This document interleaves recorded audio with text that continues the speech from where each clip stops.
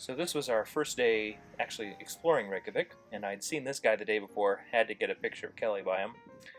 And after we did that, we went and checked out the settlement exhibition, which is actually under the street. Very cool. I actually love the camera transition that's about to come up here. You're looking down into the exhibition, and now you're inside it. Isn't that cool? This is an actual longhouse, and it was uncovered and excavated here underneath the city. And the foundation of the longhouse is what you're looking at right now. And all along the walls, all the way around, are artifacts that were found here and elsewhere, and put on display. And of course, you got a whole education about how large longhouses were, and how many people were in the longhouse, and what kinds of tools were used. And so it was a really nice first day. It was an educational first day, and I loved that quite a bit.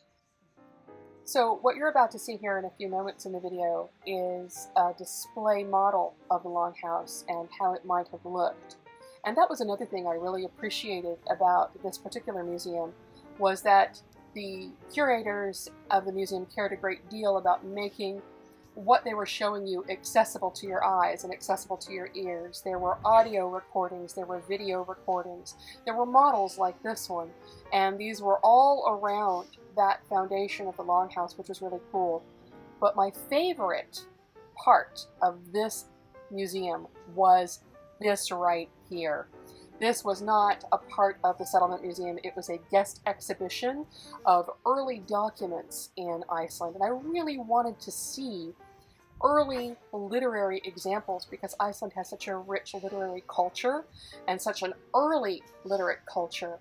And I wanted to see examples of the books themselves. I wanted to see the old writings, the old manuscripts. And so you're going to get to see some of those in the pictures coming up here. These are just displays in Icelandic and in English. But what I loved was looking at these, and then there was a whole video exhibition you could sit down at, and each one of these was explained. And then, of course, these were on display as well.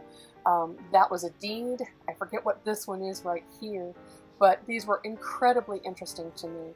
I was really excited to be able to see early Icelandic writing and early Icelandic manuscripts. So this was by far one of my favorite moments of the trip.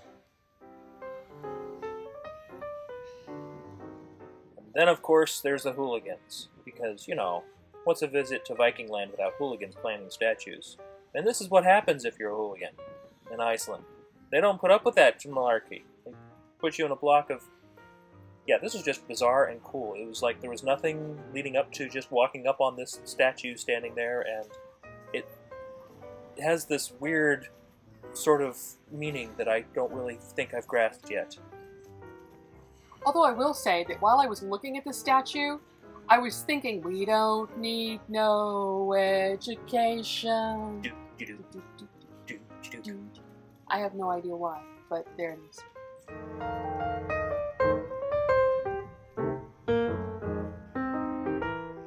This is in the center of Reykjavik, this pond where we saw so many lovely wildlife and waterfowl. This was a little gal or a little guy who was wandering around and picking up bits of food and detritus right around our feet. They didn't seem afraid of us at all. But I really absolutely loved this sort of European, this is the center of town, here are the waterfowl, there's a church over there. I love the architecture, I love the whole experience of this place. And these guys were just pretty. Standing there, preening themselves. There were swans that were going by, all kinds of fowl I couldn't identify. These are some manner of mallard, I believe. But yes, just a delightful thing to be exposed to in the city center.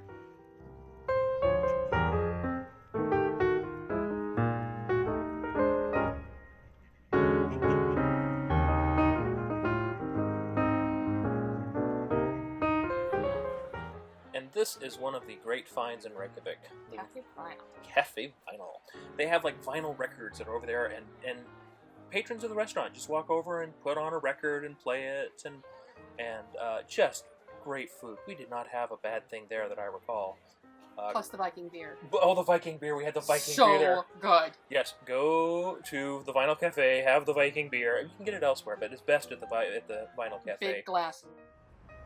And last but not least, this really beautiful building. I don't know what was housed in the building, I didn't look, but I loved the architecture. Not the architecture, but the painting on the building so much. And then, last but not least, the queer bar, which was so coolly painted that we had to take a picture of it. So there we go. And day 2. Woo!